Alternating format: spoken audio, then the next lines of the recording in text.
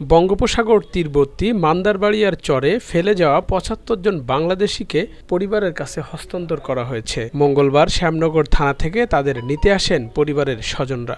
এ সময় ভারতীয় নির্যাতনের শিকার ব্যক্তিরা তাদের স্বজনদের সাথে মিলিত হয়ে হৃদয় বিদারক অবস্থার সৃষ্টি হয়। এর আগে কোস্টগার্ড ও পুলিশের পক্ষ থেকে সংবাদ সম্মেলন করে ভারতীয় আইনশৃঙ্খলা বাহিনীর হাতে আটক এসব মুসলিম বাংলাদেশিদের উপর অত্যাচারের কথা তুলে ধরা হয়। পড়ালেখার মানুষ না, তো জানি যে এতটুকু বলতে পারবো। চোখে পটি বান্ধা ছিল, আমাদের হাত বান্ধা ছিল, পা বান্ধা ছিল। কি করে আমাদেরকে উঠাইছে, খালি ধরে ধরে ফালাইছে আর কি, ফালাই দিয়ে আর কি 2 দিন সারলাম, 2 দিন 3 দিন আর কি চালু। আমরা রাত্রে শুয়েছিলাম ঘরে, তো আমাকে রাত্রে পুলিশে ধরেছে। পুলিশে ধরার পর আমাকে ভোটে উঠাইছে, ভোটে উঠাই আমাকে পরিবারকে আরেকখান ভোটে উঠাইছে। তারপরে আমাকে মারিছে ইন্ডিয়ার কোচরা। তারপরে আমাকে ইসি সাইডে দিয়ে গেছে একটা কুতি। তারপরে আমরা एक टावर देखे थे, हम टावर।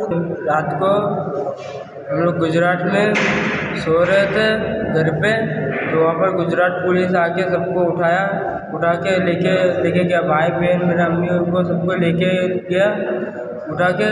फिर वहाँ पर पुलिस लोग ने সংবাদ সম্মেলনে উপস্থিত ছিলেন কোস্টগার্ড পশ্চিম জোনের লেফটেন্যান্ট কমান্ডার আবরার হাসান, সাতক্ষীরা জেলা পুলিশ সুপার মোহাম্মদ মনিরুল ইসলাম, অতিরিক্ত পুলিশ সুপার মিথুন সরকার, সহকারী পুলিশ সুপার আনোয়ারুল ইসলাম, শ্যামনগর থানার অফিসার ইনচার্জ হুমায়ুন কবির সহ অন্যরা। সংবাদ সম্মেলনে বলা হয়, ২৬ এপ্রিল গুজরাট ও সুরাট থেকে আরও অসংখ্য মুসলিম পুরুষের মতো উক্ত ৭৮ জন বাংলাভাষীকে আটক করা হয়। নাগরিকত্ব সহ নানান তথ্য যাচাইয়ে তাদের বিভিন্ন স্থানে একাধিক দিন আটকে রাখার পর ৫ মে তাদেরকে গুজরাট থেকে বিমানযোগে কলকাতায় নেওয়া হয়।